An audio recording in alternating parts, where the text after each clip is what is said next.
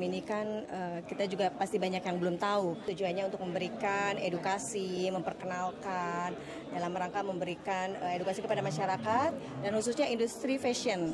Mencoba untuk mengajak BUMDes di seluruh Indonesia untuk menjadikan pewarna alam indigo seperti yang tadi saya demokan, supaya menjadi produk yang bisa dikembangkan dan menjadi salah satu komoditas yang bisa dikelola oleh BUMDes seluruh Indonesia. Sampai sekarang yang masih merawat pewarnaan alam itu daerah-daerah tinggal. Iya.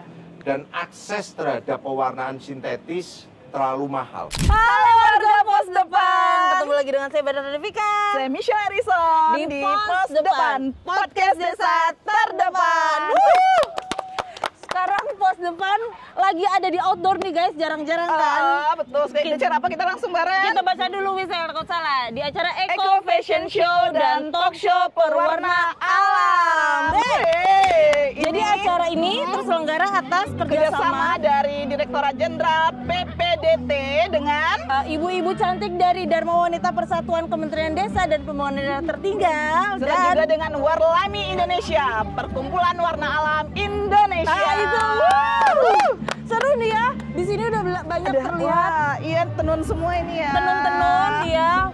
Apakah ini diwarnain pakai pabrik? Gimana bahasa sih? Diwarnain pakai kimiawi atau ini kan alam ini? alam, sudah pasti alam. Cuman mungkin untuk gimana prosedurnya kita iya. masih minim Betul. pengetahuan. Nanti mungkin lebih jelasnya kita akan ajak teman-teman Pos Depan untuk keliling-keliling di sini. Iya. Ada apa aja sih? Karena di sini rame banget.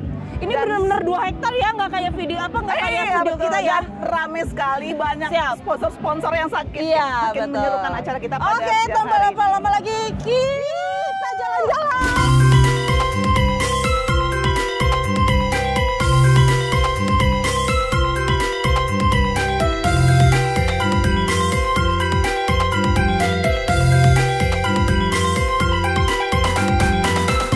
Sekarang kita di mana nih, Baren? Kita lagi ada di boothnya Tokyo 8.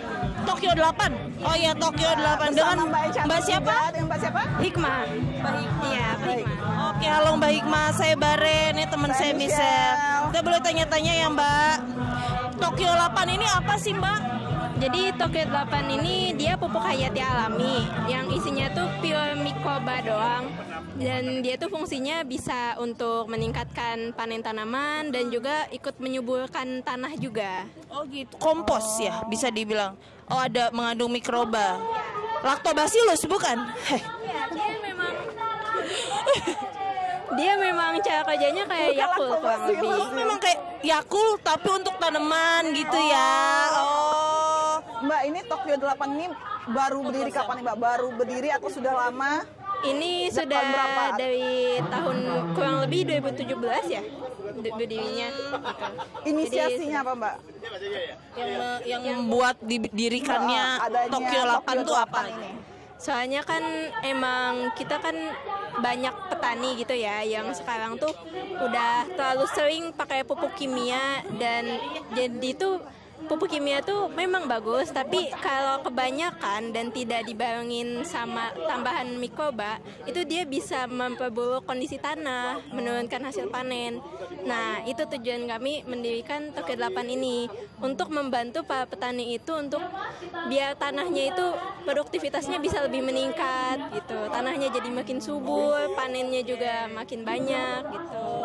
Ini bahan baku utamanya untuk dapetin mikroba ini dari apa?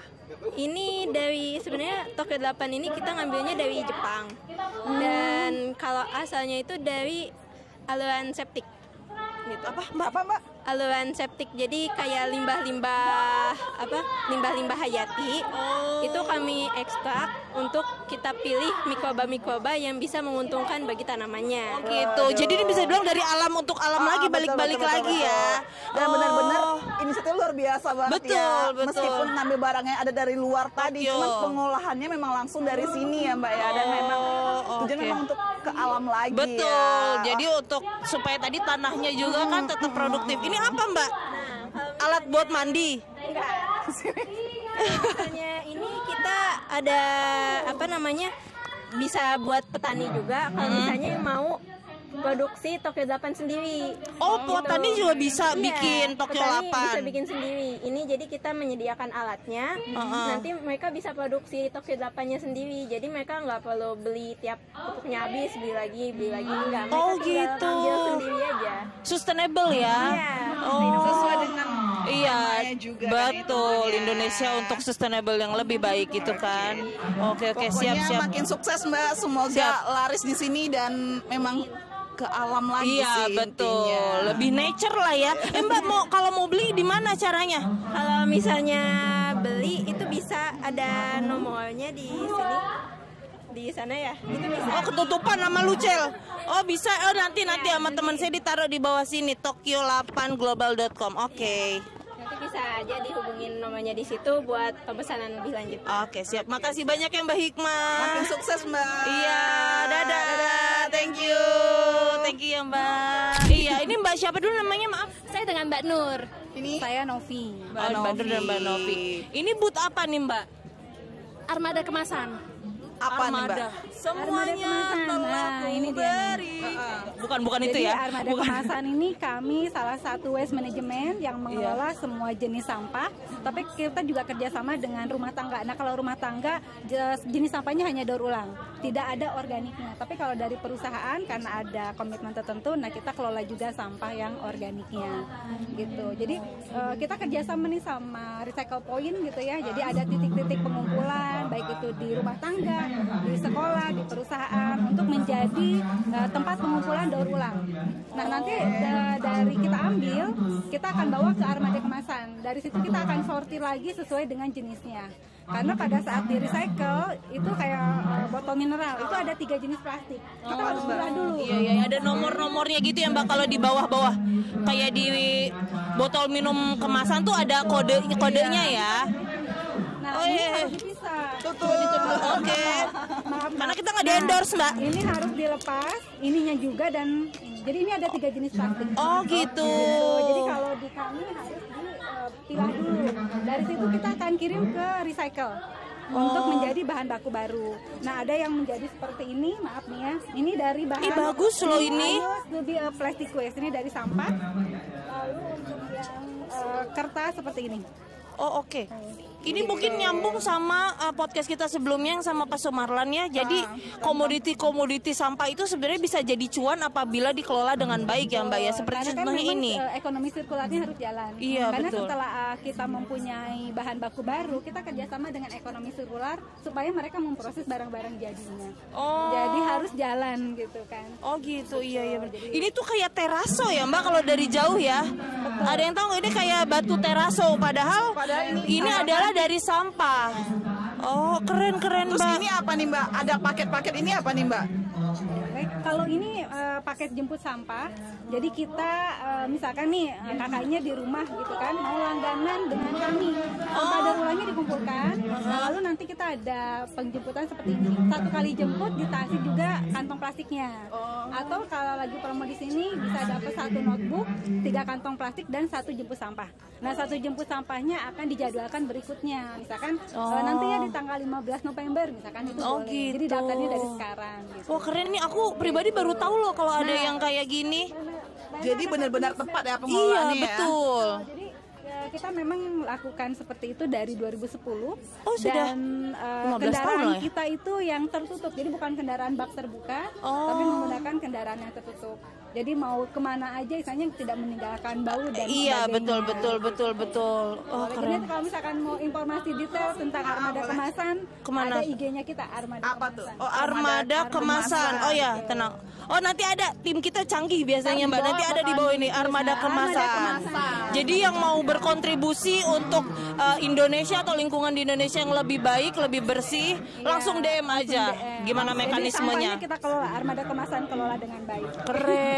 Keren guys. baik dan tepat Iya, betul. sasaran. Semakin Iya, banyak sampah yang betul. dikumpulkan, Iya. maka akan semakin banyak juga pengolahan yang bermanfaat tentunya ya Mbak ya. Keren. Lebih lagi yang intinya adalah kita harapkan banyak juga pengguna daur ulang Iya. supaya ekonomi sirkularnya tetap jalan. Jadi kita Seru, sampah benar. proses terus, Iya. daur ulang proses terus dan hasil jadinya pun proses terus gitu. Jadi kita butuhkan itu. Keren, tepuk Keren tangan ya, dulu tepuk tangan dong. dulu dong untuk armada kemasan, semoga semakin Sukses. Sukses. Iya, dan lancar. Dan salah satu langkah konkret untuk mengurangi solusi Sampah. sampah-sampah Iya, di betul, TPA. betul, Bener, betul. keren banget. Makasih banyak ya. Terima kasih, Mbak. Nur Sukses dan terus, Mbak Mbak. Novi ya. Ya, makasih. Bye-bye. Bye-bye. Thank you.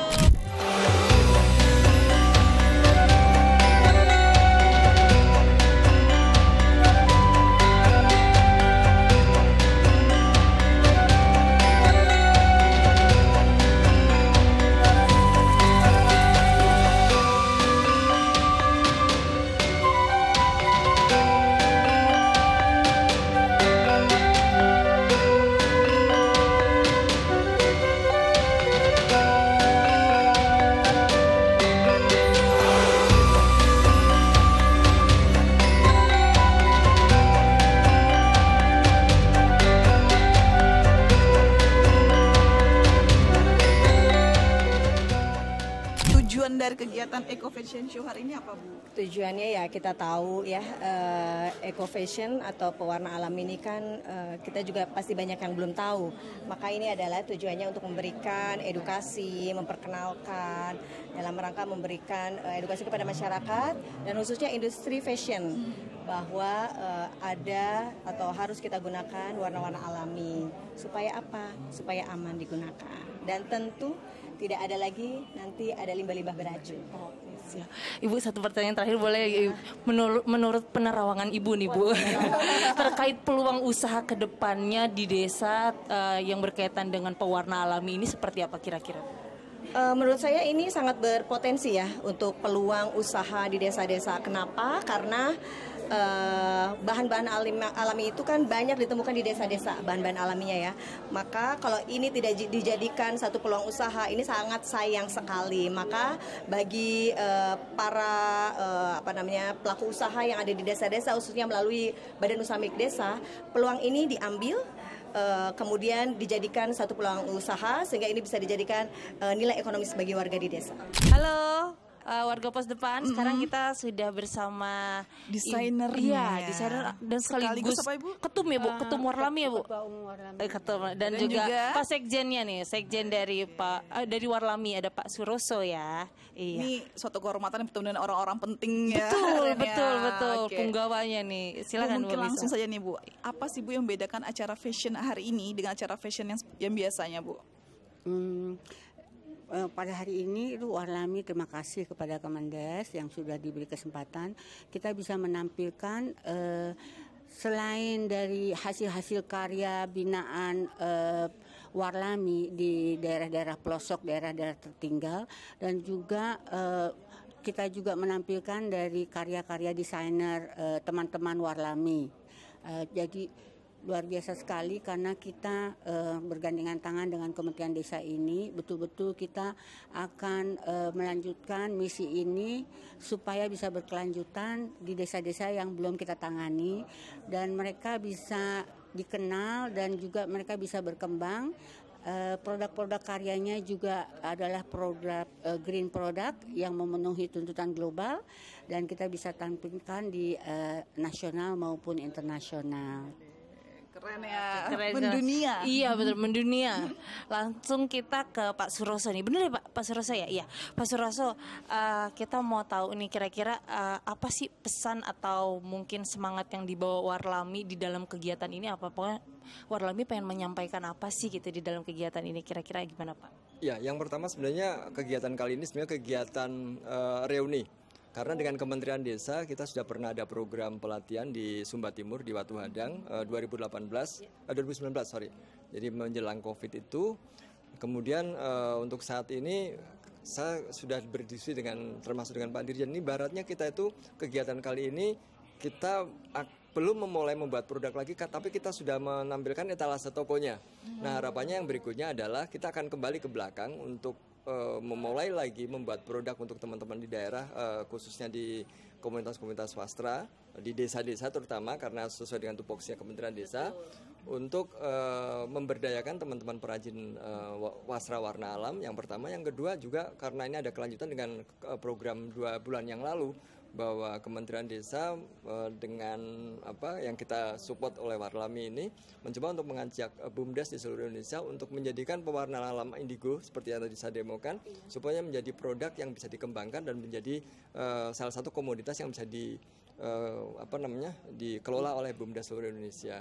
Jadi harapannya setelah ini semoga ada kelanjutannya yang lebih ke belakangnya nih, kita siapkan produknya, kita dampingin teman-teman di desa, teman-teman BUMDes, pegiat wasra di desa sesuai dengan tupoksi Kementerian Desa agar memiliki produk yang makin bagus, yang berkualitas sehingga mengangkat desa-desa ini supaya muncul dan terberdayakan perekonomiannya.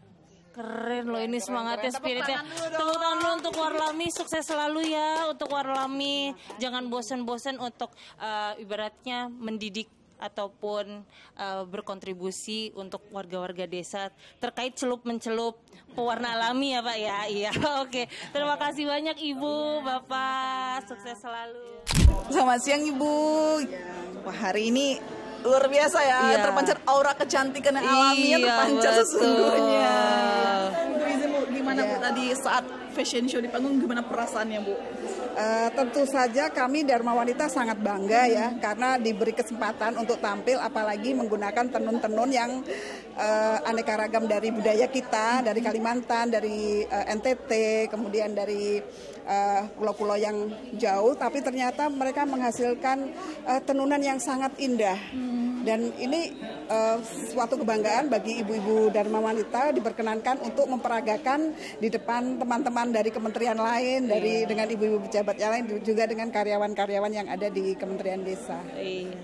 Ibu, satu lagi terakhir ya Bu ya, ada pesan nggak Bu untuk masyarakat desa ataupun ibu-ibu DWP yang mungkin belum sempat hadir terkait acara ini seperti apa? Iya, terima kasih. Mungkin kita pengen ya tenun ini menjadi sesuatu kebiasaan yang dipakai ibu-ibu di acara-acara baik formal maupun non formal. Jadi lebih sosialisasinya bisa lebih banyak kalau dipakai oleh kita-kita. Terutama kita ini ibu-ibu, saya yakin semuanya itu matanya pasti happy melihat tenun-tenun yang sangat indah, apalagi dengan pewarnaan alami ya sekarang ya.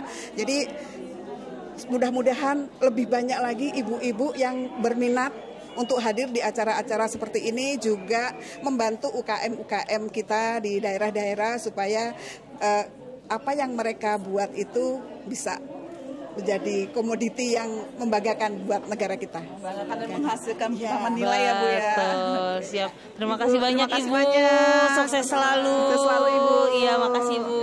Kami dari daerah Belu, daerah perbatasan. Kami sangat terima kasih hari ini bersama-sama dengan Warlami. Kami bisa memamerkan juga kain-kain dari Belu perbatasan. Tentunya setelah kegiatan ini banyak hal yang kami ambil, terutama untuk eco fashion.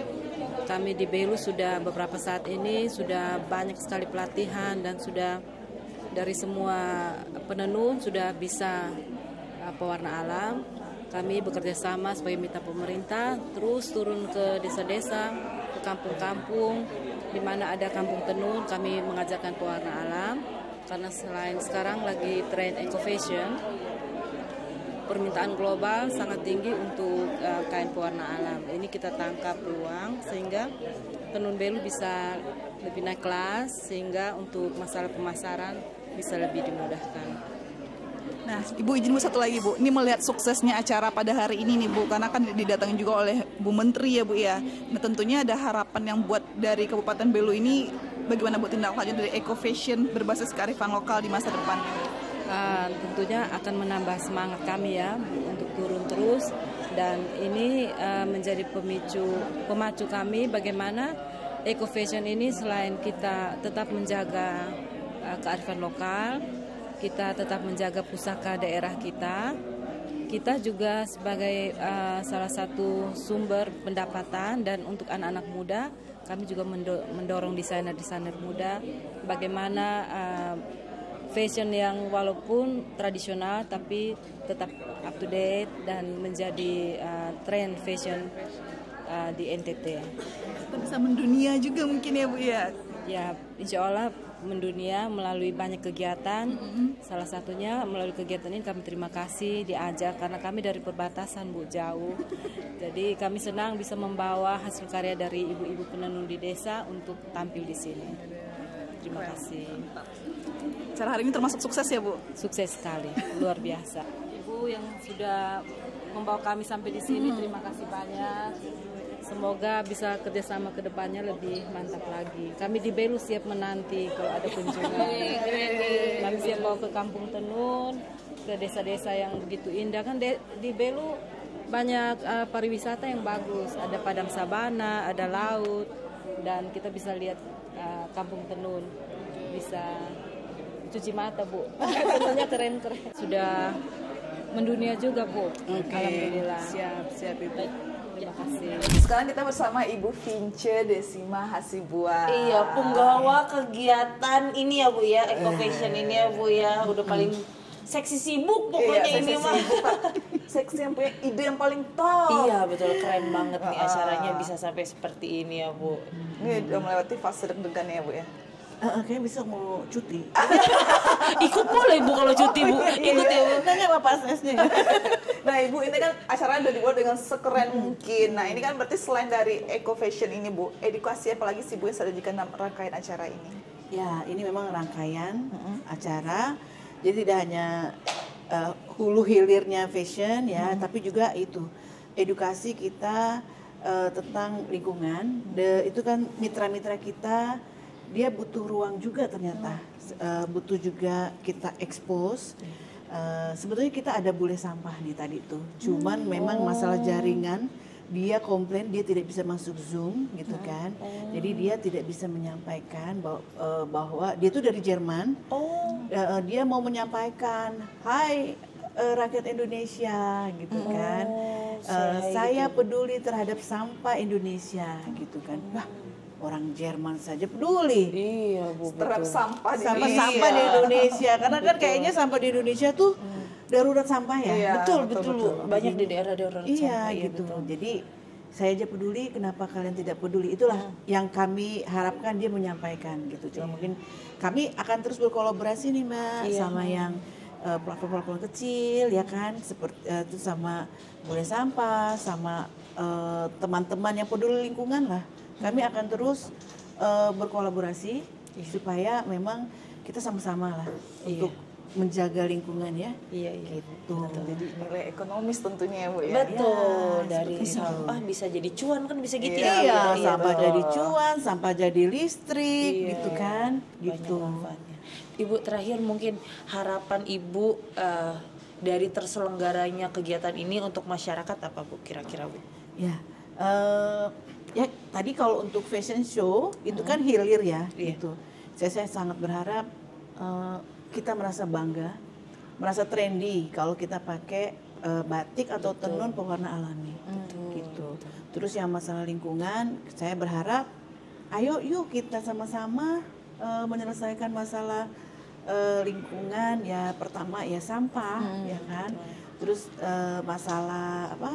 Masih banyak sebenarnya isu-isu dari lingkungan yang butuh kita harus sama-sama gitu.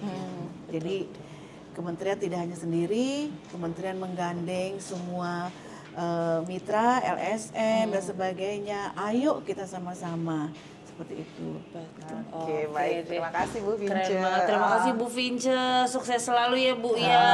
Sehat selalu. Sampai jumpa di acara selanjutnya. Sampai jumpa di acara selanjutnya. Halo warga Pos Depan. Hari ini alhamdulillah kita udah bisa ketemu bersama Bapak Samsul Widodo. Langsung penyelenggara acara yang sangat sukses pada hari Ketua ini. Panitia. Ketua Panitia. Ketuplak ya Pak. Ketuplak. Penggeraknya sekaligus ya. Betul. Bapak adalah Direktur Jenderal PPDT. Kementerian Desa dan Pembangunan Daerah Tertinggal. Bapak izin Pak terkait kegiatan acara hari ini yang alhamdulillah sukses ya Pak ya. Terima kasih. Alhamdulillah. Iya. Acaranya Pak, koreksi saya kalau salah, adalah Eco Fashion dan Talk Show pewarna alami. Betul. Betul ya Pak betul. ya. Nah, sebenarnya ini menggelitik sedikit sih Pak di saya bahwa kalau Bapak kan menggawangi daerah tertinggal bisa dibilang Betul. ya Pak ya, di mana akses pemasaran itu bisa dibilang sangat terbatas ya Pak ya. Nah, kira-kira menurut Bapak nih setelah diadakannya kegiatan ini, apakah kira-kira bisa membawa dampak perubahan di daerah tertinggal, khususnya di desa ya, di daerah tertinggal, agar bisa menjadi motor penggerak ekonomi di desa? Kira-kira bagaimana tuh Pak? Jadi kalau kita bicara mengenai kemiskinan ya di daerah tertinggal itu sebenarnya ada dua, tidak hanya daerah tertinggal tapi semuanya. Satu adalah menurunkan beban pengeluaran. Jadi menurunkan beban pengeluaran itu pemerintah ada BPJS, ada BLT apa dan sebagainya, sehingga pengeluaran mereka menjadi lebih kayak tes kesehatan gratis, sekolah gratis itu menurunkan beban pengeluaran.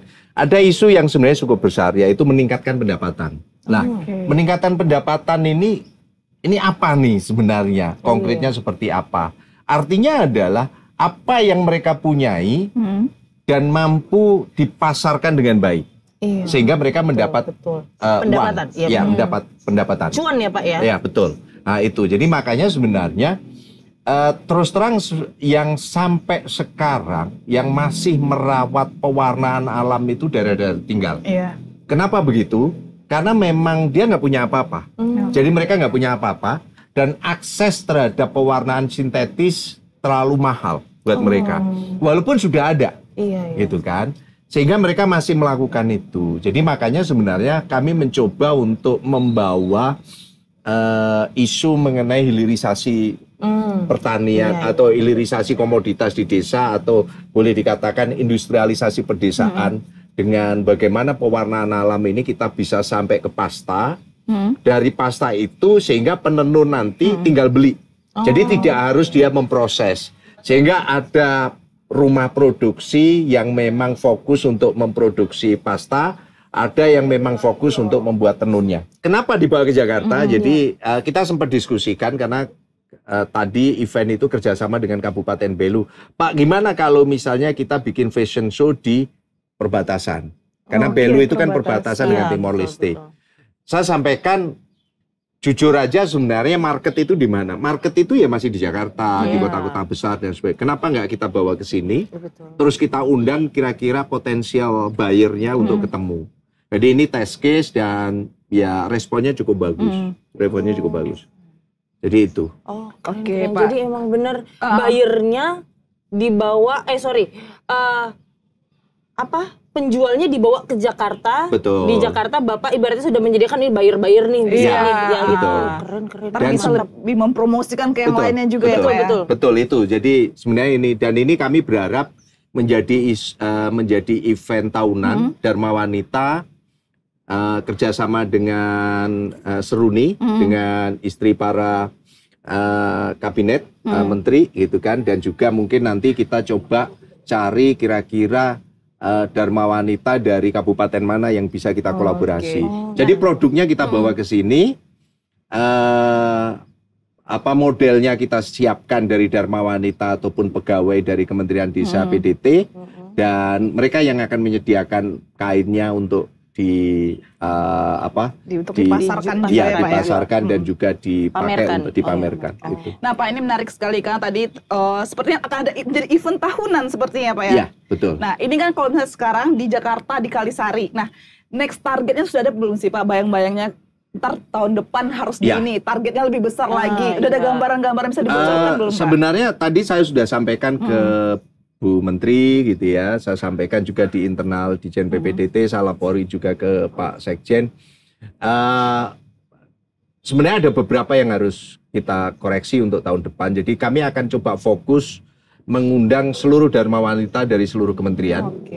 Karena sebenarnya beberapa kali kalau kami menyelenggarakan event Dharma Wanita itu, mereka selalu datang 1 jam sebelum event terjadi, sebelum event. Karena apa? biasanya mereka itu nggak mau kehabisan barang yang dipamerkan. Betul. Jadi kalau event Dharma Wanita itu selalu acara jam 9, jam 8 itu sudah. Karena dia lihat barang-barang itu, ngetek dulu, nanti pada saat acara udah selesai barangnya diambil. Jadi itu gitu kan. Jadi kita memenuhi hasrat itu. Terus Dharma Wanita kedua adalah dari kedutaan. Jadi satu adalah kita promosi di antara jaringan kementerian, kedua adalah kita promosi secara internasional melalui kedutaan-kedutaan. Jadi kedutaan negara lain yang di Jakarta. Kita undang, tadi juga nggak banyak yang kita undang sebenarnya, dari Jerman, Maroko, dan juga Malaysia tadi. Jadi hanya terbatas dan alhamdulillah mereka datang, nanti ke depan kita coba. Nah, tempatnya kita masih cek gitu kan, apakah di Kalisari atau sebenarnya ada beberapa tempat ideal karena kami dulu pernah menyelenggarakan di Sarinah. Kami juga pernah menyelenggarakan di Museum Kebangkitan Nasional. Gitu kan, ada Museum Kebangkitan Nasional itu memang paling ideal lah tempatnya. Jadi ya indoor, outdoornya mereka oke. Itu. Oke Pak, terima kasih banyak Pak Dodo, hari ini udah bisa ngobrol-ngobrol sedikit nih. Mudah-mudahan kedepannya menjadi annual event ya Pak ya. Amin. Dan bisa dibilang kayak Kemendes PDT Fashion Week. Seminggu berarti Pak. Baru seminggu ke depan ada lagi. Ya nanti seminggu kegiatannya kecil-kecil. Tapi terima kasih sekali semuanya teman-teman. Tim dari BPI yang mensupport untuk publikasi, baik itu melalui media sosial, melalui podcast. Semoga ke depan kita bisa kolaborasi dan kami sangat berharap nanti teman-teman dari BPI juga ikut fashion show. Jadi model. Siap. Nanti kita latih. Oke. Terima kasih. Sukses semuanya. Briliannya. Thank you. Terima kasih. Itulah tadi liputan kita tentang kegiatan apa Cel hari ini? Tentang kegiatan fashion show dan talk show pewarna alam Indonesia. Acara ini terselenggara atas dasar kerjasama Kementerian Desa dan Pembangunan Daerah Tertinggal bersama Dharma Wanita Persatuan Kementerian Desa dan Pembangunan Daerah Tertinggal dan juga Warlami Perkumpulan Pewarna Alam Indonesia. Lancar. Sukses. Iya, tadi kita udah banyak banget ngeliat ya, pokoknya tonton aja sendiri tadi apa aja yang ada di dalam video itu. Pokoknya bukan kaleng-kaleng, akurat, pokoknya benar-benar berkesan banget acara hari ini. Dan juga terselip banyak harapan di dalam terselenggaranya kegiatan ini. Salah satunya yang tadi masuk ke otak aku adalah bagaimana masyarakat Indonesia bisa bangga berbatik, berpakaian tenun khas Indonesia gitu di tengah gempuran fashion dari luar negeri ya guys gitu. Kita harus bangga bahwa kita Indonesia punya batik, punya tenun, dan sekarang batik dan tenun itu memakai pewarna alami yang ramah lingkungannya nggak sih? Benar? Betul. Ya kan? Nah, tidak hanya ramah itu saja, Eda. Iya. Jadi itu juga dari alam untuk alam juga. Wow. Jadi masyarakat desa tidak perlu takut kalau sumber dana itu hanya dari kota, tidak. Dari desa pun bisa. Jadi talk show tadi mengajarkan kita bahwa bagaimana sih cara menghasilkan pewarna alam. Semua itu melalui pengolahan. Pokoknya dari alam ke alam lagi. Semua dari yang dianggap sampah menjadi nilai ekonomis dan memiliki nilai jual. Iya, supaya kita nggak lama-lama lagi, kita akhiri saja liputan pada hari ini yang menyenangkan ini. Saya Baren Ronevika. Saya Michelle Erisa. Sampai jumpa di episode selanjutnya. Bye-bye. Jangan lupa like, komen, subscribe, share, dan bunyi loncengnya. Dan jangan lupa juga kalau ada apa yang mau ngasih saran, komen tentang apalagi sih mau diangkat, lainnya yang terkini, boleh disarankan di kolom komentar kita. Oke, baik. Oke deh, sampai jumpa di episode selanjutnya. Pos Depan, podcast desa terdepan, desa terdepan untuk Indonesia.